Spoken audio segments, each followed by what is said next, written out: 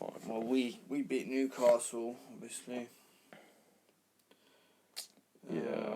But I feel like that's only interesting if Newcastle had beaten us. It was actually it was quite a big game though. Yeah, it was, to be fair. Yeah, you actually needed to. But we needed to just put it to bed so Yeah. that we're just not fucking drawn into something for no reason. Let's see the table. Alright, if City win, be fair, it is all to play for. Newcastle, Chelsea, Villa, all level on points. And Forest are 1 point behind. Forest 1 point behind. And Forest Chelsea last game of the season. Is it Forest Chelsea? Oh shit.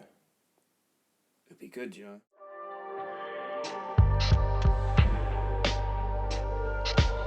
Ladies and gentlemen, welcome to the Background Football Podcast. Chicos y chicas, bienvenido al podcast Background Football. And we're here Bienvenido. again. Here again with my co-host Frank. Hemos vuelto. Yes. Vamos. We Estamos en Argentina ahora. Yeah, both got the Sí. Boca shirts on, so we thought the intro should be in Spanish. No reason, I don't know. Fuck it. Let's get right into it. Let's go. 'Cause it's been a bit of a chaotic start. We accidentally chatting shit for 10 minutes before we actually started. Cameras cut out. Yeah, it will probably cut out, knowing us. And the Yeah, light's not been charged, and it's just a fucking chaotic morning. But we're here. We couldn't let you guys down. Got to be done. So we need to talk about some really important issues. We'll start with the FA Cup final. Quick word on that. It was a great day for football. A great day for Crystal Palace, obviously. Yeah. And I think the whole world, bar Man City fans, wanted Palace to win that. I'm actually so glad they did, because I actually didn't think they would. I think when they got to the final, when City got to the final, I was like, oh, it's going to be boring City again. But they fucking did it. The year of the underdogs, man. Yeah. The year of the underdogs. Which is, it's good. It just felt a bit like, I don't know, the small business has knocked out the corporate powerhouse. And it was just it's really satisfying. You know, I think it could kickstart a revolution. What, just in general. society? Society. The revolution's coming. But I think it's a thing of we don't have to spend loads of fucking money for success. Yeah. Well, don't get me wrong, Palace have spent money, but it's not like City money. Everyone's spent money to an extent. You have to. You have to reinvest. I mean, they're all businesses. They're all At the end of the businesses. day. You have to reinvest in players. You have to invest in a coach, which they have with Glasner. I didn't realise he won the Europa League with Frankfurt. I didn't realise that. Oh shit. So he's going into the Europa League with Crystal Palace, having won it. Mad, interesting. Which Palace in Europa. I forgot about. Oh, that's gonna be that's scenes. sick. That's I can't lie. scenes. If you're a European club and you're going to Selhurst Park on a European Mate, that's fucking sick. The fan. That's at the atmosphere. At That's Selhurst sick, I Park can't is lie. gonna be That's electric. incredible. Yeah, man. Really. And also Palace. I feel like a lot of people just really like Palace. Well, they're just quite likeable. Just quite a likeable club. They don't have any really direct rivals. Yeah. In terms of the area, I guess maybe you could say Mills. QPR, maybe, but No, QPR's West London. Though. QPR's West? Chelsea. Oh, is it Chelsea? Is it? QPR Shit. Chelsea. That's Fulham Chelsea. Yeah. So they don't really. I mean, they've got this weird rivalry with Brighton for some reason. It's called the M25 derby or some bullshit like that. Brighton are just trying to weasel their way. Fuck Brighton. Fucking shit club. But everyone likes Palace. Palace, yeah. I love good fans. Yeah. Some great players. Eze, Turret Mitchell. I love Mitchell. Mitchell, fucking Munoz. What a player! Actually, he's had a really good season. Unbelievable. And I think people now have just actually clocked. Yeah, people. But I've been keeping my eye on him because, I'm not saying I'm some brilliant scout or whatever, but I've just been, every time I watch Palace, he just always up and down, puts a shift in. Yeah, and always 7 out of 10. Yeah, and I used to think he was quite chaotic, but I feel like he kind of is in a good way. Well, he is, but now in a good way. I used to think it was he's just really rash and to be fair, I don't think he's not amazing, but he's a very, very solid player. You take him out. probably most clubs. Yeah. Maybe not start at every club, squad but player. be a great squad player. Someone to bring on. I mean, he's good going forward. I mean, he does play the wing back role, so he doesn't have as much responsibility defensively. Reminds me a bit of Dumfries. I know what you mean. A little bit. In that, just like he's not up big. and down. No, he's quite big. No, but Dumfries is a fucking unit. Yeah, Dumfries is. He's like 6'3". Yeah, true. No, but Muniz, he puts himself about. He's not. He's no small. Yeah. So no, it was great to see. Mateta and all of them celebrating. I got goosebumps and I was like, yes, actually, well done. So congratulations to Palace. And I mean, we'll quickly talk about other Prem games, but there's not really that much to talk about. Arsenal beat Newcastle. Yeah. You played this weekend? Yeah, Friday we lost 2-0 to Villa. Oh shit, yeah.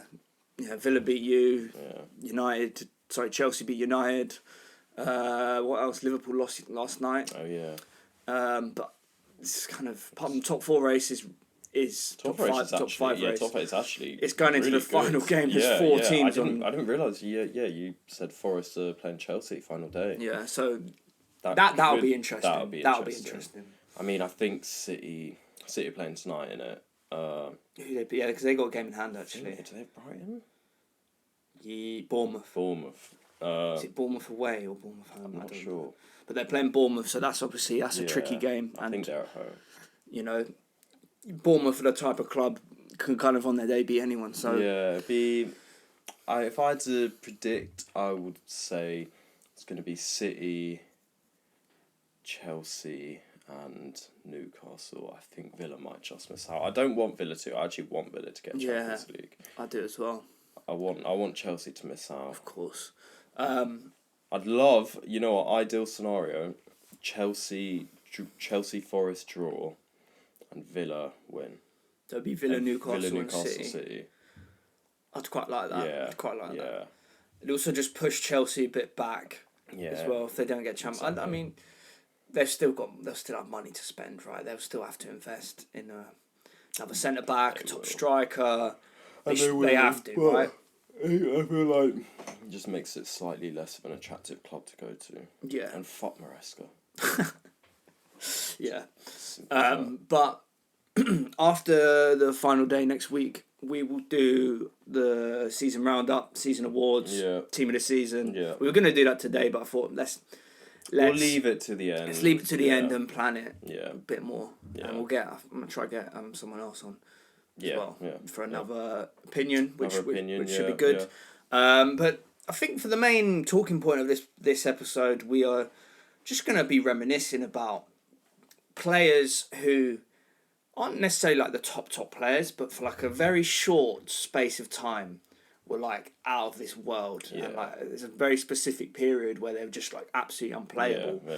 Like for example, like the one I said earlier, like when Lingard went to West Ham for 6 months and was just like fucking amazing.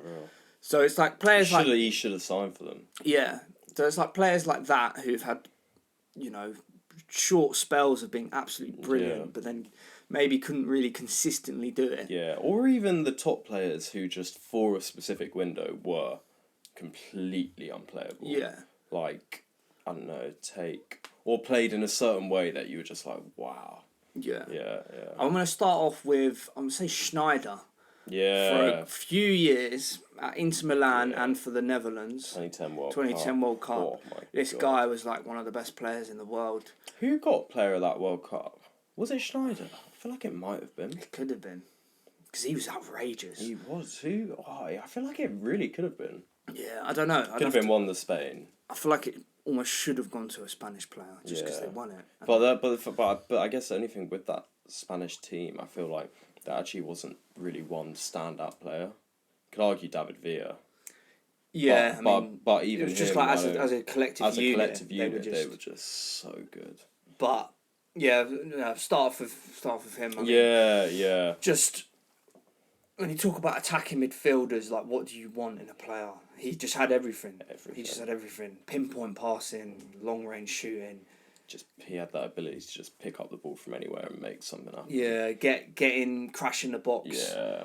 I used to love Schneider. He used to run the game from, like, not your traditional position where you would run it from. He'd just like pick up. He knew exactly where it was going to be, orchestrate it, and what a player. Yeah. And even when he went to Galatasaray, like, still just had it. Yeah. Him and Drogba at Galatasaray. That's for the streets. That team really is. Galatasaray always do. They pick up like players who are kind of past their peak and still just make like really good use of them. Yeah, I feel like they used to do it more. I mean, I know they do still do it, but I feel like they used to compete a bit more in like the Champions League and stuff. I don't know. They're always like if you've got Galatasaray. No, you know it's kind of like you know it's going to be a tough game. But I just feel like they used to be a little bit more. But I feel like even now they've got Osimhen. Yeah, it's true actually. They still have Dzeko. He's at Fenerbahce. Is he Fenerbahce? Yeah. But it's kind of similar. They pick up like the players like who've left the big European clubs and then just like play for them for a few years and just do well because I like that. I quite like it. Same. And they're both historically great clubs. Yeah. And Turkish football's just good. The fans are great. The fans are great. I want to go to the Istanbul derby. Oh my god, it'd be insane. It would actually be. It's on my list of places to go. Istanbul. It's a proper bucket list game. Yeah.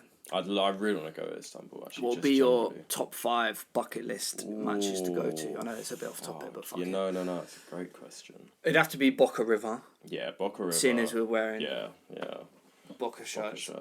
That'd be amazing. Oh, it'd be unreal. That'd actually be. What stadium? It'd probably have to be Boca, I think. The Bombonera. Yeah. Well, the River Plate Stadium, I didn't realise how big it was. Yeah, I went to it. Yeah. Sure, yeah. Like 90,000 or something. Yeah, which is a bit insulting. Yeah. But we're tourist fans. Exactly. Istanbul derby. Yeah. I'd like to go to a fucking feisty French derby. Oh, PSG Marseille would be great. In Marseille. Yeah, I wouldn't. But PSG fans are like they're amazing. Yeah. Like that would be insane to go. I'd love to go to Marseille as well. Generally. Yeah, just generally. Good trip. Yeah, Marseille PSG would be good. Yeah. I don't know, like Madrid derby would be quite cool, but I'm not sure if it's bucket list. Yeah, I'd rather go to an El Clasico, I think. Yeah, you've been to an El Clasico. Yeah. That's crazy. Actually insane. And I was like Messi and Ronaldo. Yeah, to like take out Tottenham, best game at the peak of their powers. That's amazing. Oh, it was actually just amazing to watch. Dortmund Bayern game would be cool. Yeah, I know. I'd rather Milan derby. I think. Oh, Milan derby. I feel like Milan derby doesn't hold as much as it did. No, I agree. Just because, I don't know. It just there's less like romanticness. And I think that's partly Italian football. Not to say it's bad now, but just when it was at the peak of its powers, it was like Jesus Christ. Well, it was like it was the hub of football for the world. It was the creme de la creme. Yeah. You're right. Romantic's a great word. Because it's like you think of I don't know. Let's throw back to. Let's say 2008 or something. Or even slightly before. Well, obviously the 90s as well. Yeah. But in our lifetime, more like the mid noughties. Yeah. Where AC Milan had like an insane team, and Inter always had really good players, and it was just like. Well, Inter won loads of leagues actually during that time. Milan were more successful in Europe. Yeah. But Inter won a bunch of league titles. Yeah, so Inter AC Milan derby. The Milan derby, but back in the day. At San Siro. I'm actually just going to double check what is happening with the San Siro. Because are they not I heard they're tearing renovating it, but... Or they're building a new stadium? I don't know. That's what I need to check. I feel like they are. Because it was like, I think this season they had the last derby. Yeah, if funds cannot be secured, the San Siro could be demolished. That's sad. Yeah. I need to go before they demolish it. I need to go. Yeah, it might not be though. I think it's saying it could be. Yeah. But yeah. I still even in England, there's loads of stadiums that I really do want to go to. I've never been to Anfield. Yeah, I'd like to neither, be in the no. away end. I'd love to go to Anfield and Champions League night. Yeah, but Specifically. in the away end. Yeah. Like supporting the other team. Yeah. And then the away team win. Oh. You know, it would be mad. Old Firm. Oh. Old Firm derby would be amazing. Unreal, you know. Oh. Proper spectacle. Yeah. I feel like it's got to be at night as well. I don't know. Something. Yeah. Old Firm at night. Oh, that'd be sick. Would be. Who do you prefer, Celtic or Rangers? Oh, you know what? It's hard, you know. I think Rangers. I've always preferred Rangers. I always have. Slightly more the underdog. Yeah, I think Rangers. But it's not to say I don't like Celtic. I really do like Celtic as a club. Yeah, I mean, they're historic. Yeah, right? They've got, like, a lot of heritage. Yeah. Even in Europe as well. Yeah, I mean, back in the day, they were a force. Yeah. Not so much anymore. No. Well, they're obviously a force in their own league, but Yeah. it's almost like the Scottish League is kind of like... It's just boring. Put them in the Prem. Yeah. That'd be it'd actually be interesting. really interesting That'd be interesting. where they'd finish. I reckon they'd be battling around Europa League spots. Yeah, probably. Because they'd have the Prem money as well. You'd have to factor that in. Yeah. The club heritage. If suddenly, like... Don't know, who'd you put in? Celtic and Rangers? Is that it? I think so. And then just... I think fuck, the there's rest- a lot. Well, they go into the leagues. Yeah, but the thing is, I quite like other like Hearts and Hibs. Yeah, no. To be fair, Hibs are probably my Aberdeen. favourite Scottish team, And they've got I like Hibs because they're Hearts Hibs is That's Edinburgh. Edinburgh, yeah. So it's they've historic sides like Aberdeen, like Ferguson won the fucking European Cup. I know. Actually, that's crazy. That's actually crazy. Like really crazy. Yeah. Anyway, we've gotten a bit off topic. Yeah. So let's go. Who was even the player? Schneider. We talked about Schneider. So we'll talk about I don't know, Michu. Yeah, I mean, One it's slightly season different wonder. scenario, but yeah, he is. I think out of every player in football history, you talk about one, or at least modern history. Yeah. You talk about a one season wonder. He is the definition of it. But he was so good for that one season. Unreal. He was ridiculous. It just didn't make sense. No, I don't. Did he win the Golden Boot? Or he was definitely up there, wasn't he was up there though. Definitely up there. I don't think he did though. Yeah. But, I just love that period of the Premier League. Yeah. Don't know, really. like, and you're like Barclays. still like Sunderland. Yeah. I want Sunderland to get back in with like. Yeah. Do you remember like Asmo Jan? Oh What guy? Like. Yeah. The sad thing is, I think of that pen miss. When I think of him, you're right. Fuck yeah. I think of the pen miss when you think of him. That's the sad thing. Yeah. He'll be just remembered for that. Yeah. But I remember like him dancing at Stamford Bridge Yeah, after like they beat Chelsea like 3-0 at Stamford Bridge, and he's like there just fucking doing his little jig. It's great.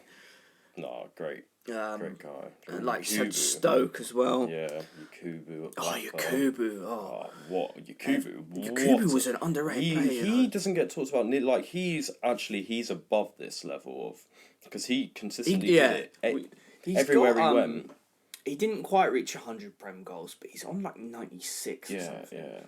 So he's like a definition of kind of a typical mid-table Premier League striker. Who's just top. Who's will cause you any team like problems. You know what? I think that goes to speak of how the level of strikers have changed in recent years, because you look at the time he was a good striker, very good striker, but a mid-table striker, and then you look at the top teams, they had these insane strikers. Like you look at. I mean, the bar has changed. Yeah, the bar's changed. Where the top 5 in the league this season, the top 5 strikers this season. Bar City, no one. City, Newcastle. Yeah. Villa, Watkins. But like we don't have a top striker. Chelsea don't have a top striker. You'd even argue Liverpool don't have a top striker. Yeah, no, I would say Liverpool don't. And then when you go down, it's like Brighton don't have a top striker. I think. Solanke's good. I mean, not right now, but like maybe in the future. Like Solanke's good, but he's not top. No, he's not. Like United don't have a top striker. And back then, teams would have 2, 3, sometimes even 4 top strikers. Yeah, but I think it's because you play. No, I play agree. 4-4-2. Yeah. You kind of needed more, which makes sense. Yeah. But I think of Brentford. Brentford have got Wissa and Buemo. I guess in Buemo. I wouldn't quite call him a striker. He plays off the right. Yeah, but Wissa, yeah. But he's done jobs up top. Yeah. I mean, them two are really good. They seem like you could slip them into 2010 Premier League and they just 100%. cause some problems. 100%. Rory Delap, I don't know, he just came to my mind. Yeah. What? I mean, he's more for the streets, really. I mean, he is just purely of his long throw. Yeah, as a player, it's just like bang out. But that throw, fucking hell. When we fucking conceded like 3, 4, 5 goals off of those fucking long throw-ins. Well, it's the iconic moment of, I can't remember what keeper it is, but kicks out for a corner instead of a throw. Oh, yeah. Because it was just like... It was just, so effective. Yeah. Tony Pulis ball. Yeah, and just such a flat throw. It wasn't even... It was just like... Direct. And didn't he score directly from a throw-in once? I think he might have done, you know. But then did it count? Surely I don't know. Surely it can't. I've got a feeling... Yeah, what is the rule? Nah, you... Surely not. Nah, I don't think... Nah, you can't. But that's almost like kind of unlucky. Yeah. Nah, but you know, I think... Yeah, to be fair, I feel like you kind of should be able to. Yeah. I don't see why. But it's quite funny, I mean, it's not going to happen. Yeah, is it? exactly. So, they should almost be like, alright, shit defending. Yeah. Should be a goal. Yeah, I don't know. yeah, no, I actually agree. That's definitely happened. I don't know if it was him. I've got a feeling it was done, but maybe took a nick off a player. Like off their stomach, like ever so slight. Yeah. And then went That in. makes sense. Yeah. I'm trying to think who else. I mean, we're kind of not even talking about the topic. We're kind of just rambling on, which is alright. Nice little ramble. That's what the podcast is about. Yeah. It's chaotic and there's no structure and we're just chatting shit. Yeah. But I quite like that. I don't think you always need to, have a really pinpoint structure. Yeah. Always. I think sometimes it helps. And sometimes we should definitely have more of an idea. Yeah. But I think when our personalities are this good, it's Guys, fuck yeah, exactly. Yeah. Brilliant. I know we mentioned him briefly, but David Villa 2010 World Cup. Oh my god. Do you know how many goals he scored? Those just like he drilled past like 4 players, slight in the far corner. Yeah, but I feel like he was the king of just punting it. Yeah. But in like a not like toe pump, but like kind of front foot. Yeah. How do you want it? Front foot? Just like when you drill it with your just the bottom, not just bottom. Like laces. Laces, yeah, sorry. Like you drill it with your laces. Not direct and powerful. Yeah. Mate, what a player he was.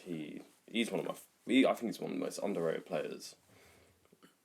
Definitely. I think it doesn't get talked about that much. He was such an integral part of that. Well, he's part of arguably the best side in history. Yeah. Arguably. And I know Ibra and Eto'o swap. That was the swap deal, but you look at. No, but that was before Villa. No, exactly. That's what I'm saying. But I'm saying I feel like Villa, I know he came in after Ibra, but he took the role of, he basically took Eto'o's kind of role in that Barca team ish. Yeah. And Ibra at Barca was never a good fit. No, he never worked. But I'm saying to be able to basically take Eto'o's spot at Barca, and I think did a better job. What, Ibra or Eto'o? Eto'o. I think Villa did a better job than Eto'o. Actually, I don't know about that. It's hard. That's tough. I don't know. It's hard to compare because I just think that 2011 Barca team was just better than the 2009 team. Yeah, but the 2019 was pretty... No, exactly. And to be fair, I don't think that was just because Villa and Eto'o. I think Eto'o would have probably done the same job Villa did, but it just suited them better with Messi coming inside. Yeah. Off the left. I feel like the football flowed like just a bit more nicely in 2011. Yeah, where it just was just like they just knew exactly. And when they beat United in the Champions League final, 3-1. like that's I still think like I've just never seen a performance in a Champions League final like that. Fucking dominant. Yeah, so against a really, really good United side. And it's much of it. It was 1-1 at half time, but that was completely against the run of play. Like Rooney scored. Yeah, good goal as well. And then Messi just drilled one in from outside the box. Yeah. And then Villa to finish it off. Yeah, iconic. Yeah, like I just feel that just feels better. Like football wise, I don't know. Like 15 years ago, just that might just be nostalgia talking, but I don't know. For me, I think it was. It just seems like it was more of a spectacle. Felt like it was more for the fans. It was like, but it's less robotic. It's nowadays. It's the same thing every game. It's like battle of these weird little fucking tactics and all the teams are just overcoached. Yeah, and it's just like play football. I don't know. Yeah. Yeah. I feel like if I was a manager in the Prem, I'd just go back to the old school days. Yeah. I'd just stick with 4-4-2 and just be like really fucking solid and hard to beat and just annoying. No, you know what I would do? I wouldn't necessarily do that, but I feel like, so there would always be kind of a best option. And I just kind of let them play. Just be like, if you think the best option at that moment is to punt it along. If you think the best option is to pass it out from the back at that moment, pass it out from the back. Or it's giving the individual players more responsibility, I guess, to like, all right, this is the game state at the moment. We're under pressure here. Let's not fucking play out from the back. Let's lump it long. Yeah. Get through the next 10 minutes and then try build our way back into the game. And also, by doing that, I feel like you give more freedom to the individual players and to let them showcase what they're going to do, as opposed to especially attacking, to play this very specific especially system. In the attacking third, yeah.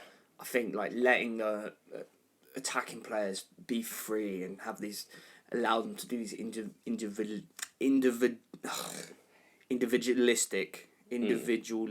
Sorry, I can't fucking say that. Like just letting them, get on an half turn and like have a shot if you want. And just not this like horseshoe. I mean, Arsenal do it all the time. Yeah. But that's been one of our problems. It's just like we're stuck in a horseshoe shape. Yeah. Playing it round, probing. Bots, get a corner. You can do this. It can work. It can work when you have the sustained pressure, but you have to take your chances. And it's fucking boring. Yeah. It really is boring. Like, you look at... I feel like a player who sums it up really well. It's Hazard.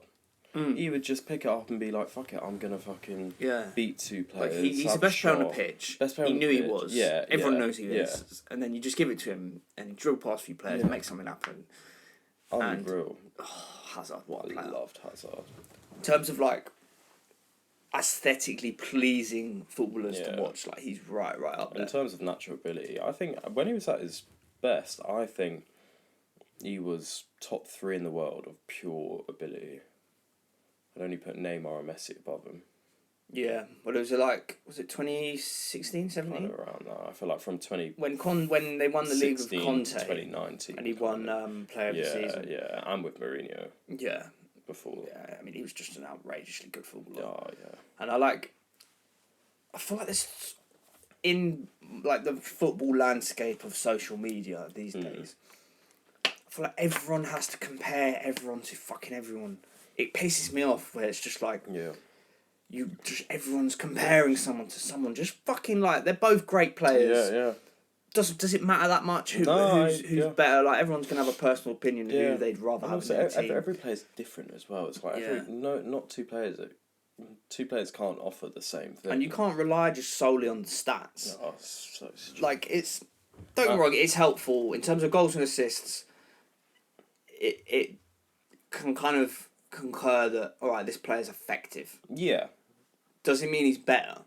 Doesn't mean he's better. I don't know. And it doesn't mean that he's only as good as his stats either. Like, you look at some players who still have insane stats, but they're miles better than them anyway. Like, I think Hazard's a great example.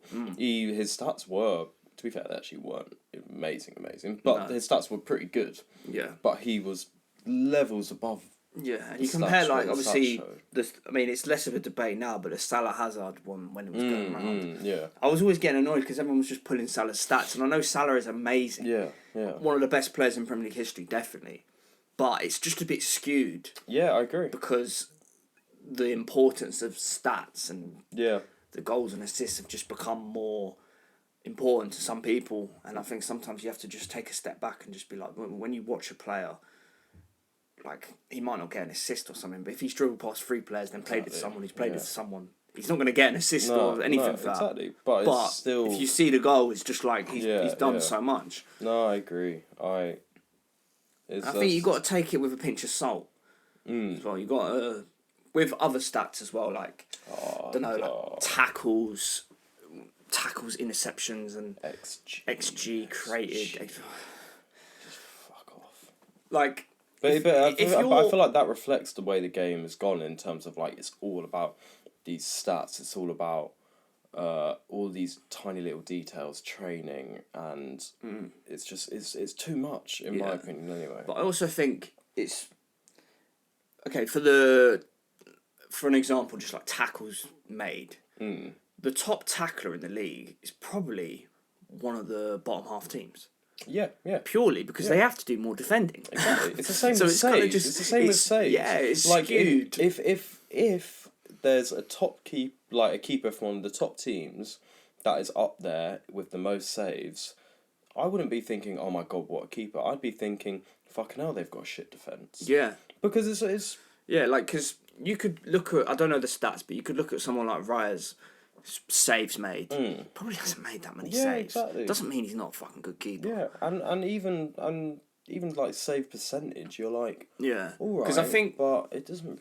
I feel like when the top teams tend to concede, it's like a big chance. Do you know what I mean? I don't know. Okay, I don't know about that. Let me.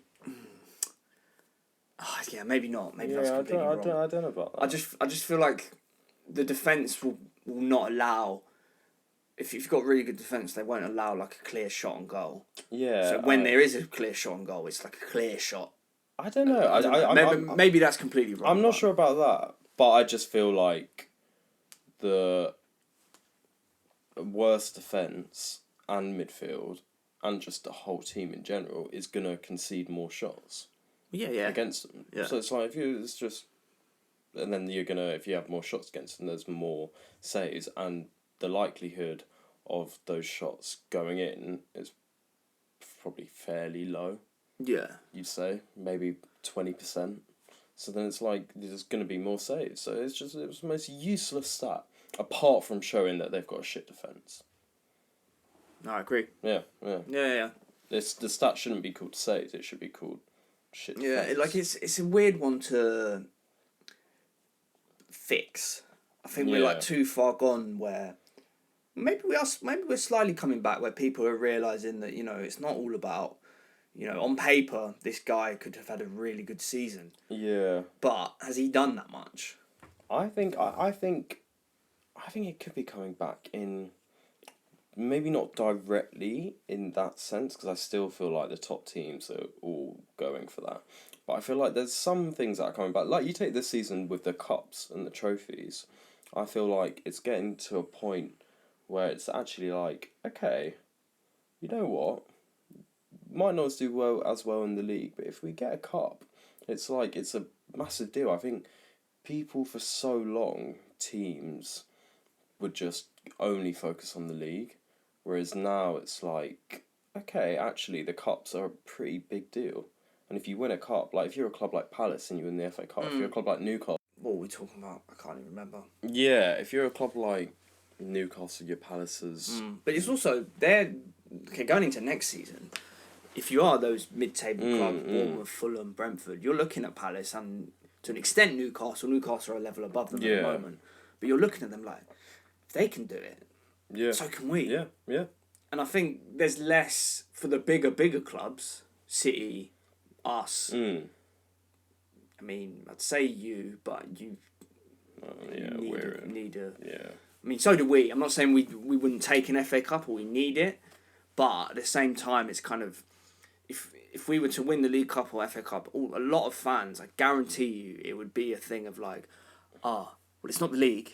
Yeah. It's not a Champions League. With the money you spent, with the years, the project that you should be at least winning the league. Yeah. And it turned into that narrative. I agree. So when people are like, you haven't won anything, but it's kind of like, it would just give him more time. Yeah. And to be fair, I don't know whose fault it is of that narrative. Social media. Yeah, I think it's just social media. But social media is just so toxic. But I actually think, and to be fair, I used to think the other way. I used to be like, I think, all right, you should only be going for the big trophies and you should want to win the biggest of the biggest, and you should.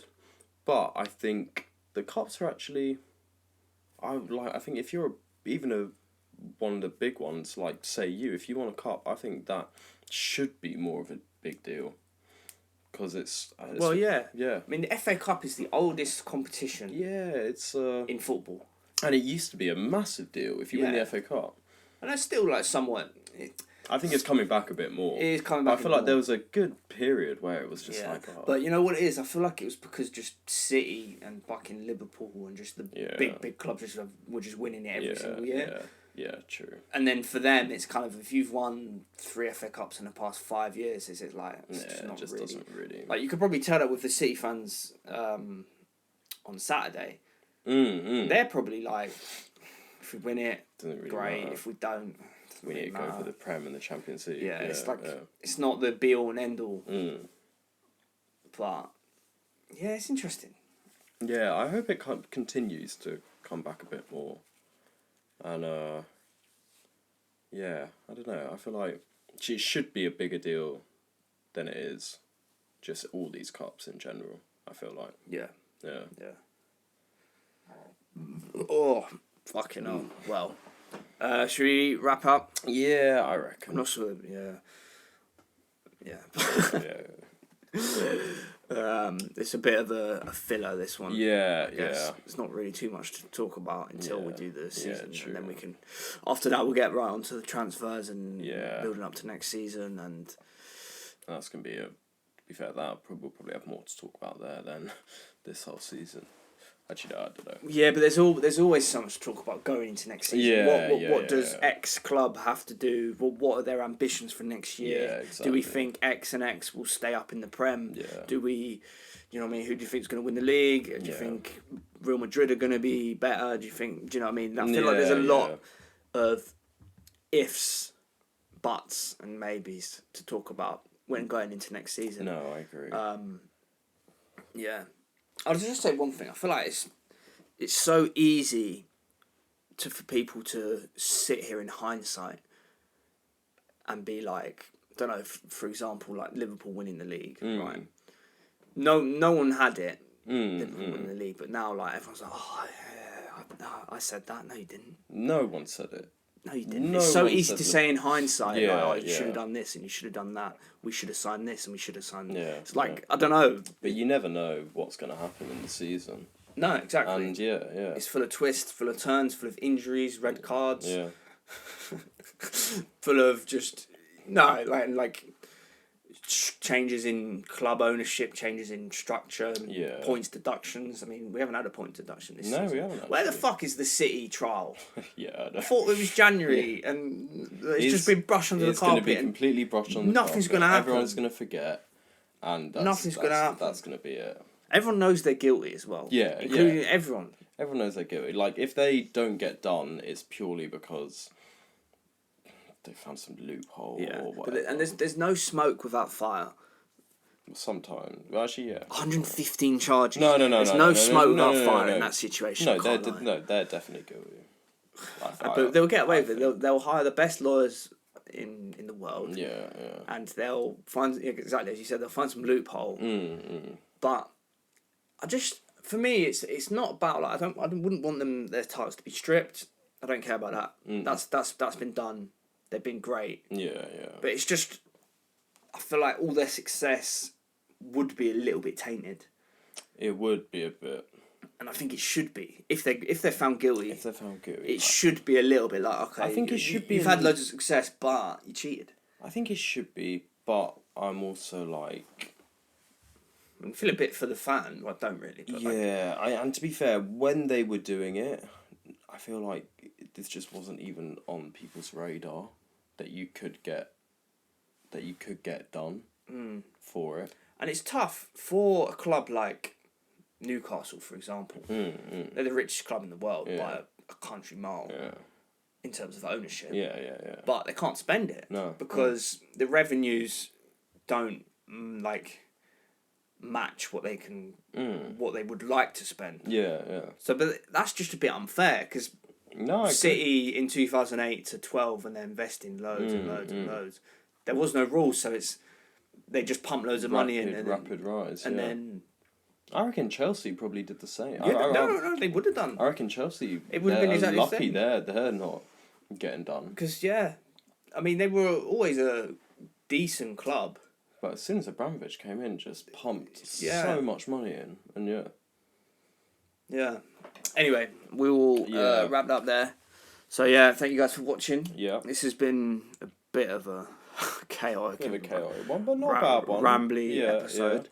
But let us know if you enjoyed and give us your predictions for our awards or your give us your thoughts on best player and etc. But we'll maybe put it up before so people can can comment. But thank you guys for watching and see you next time. Ladies and gentlemen, thanks for watching the Background Football Podcast.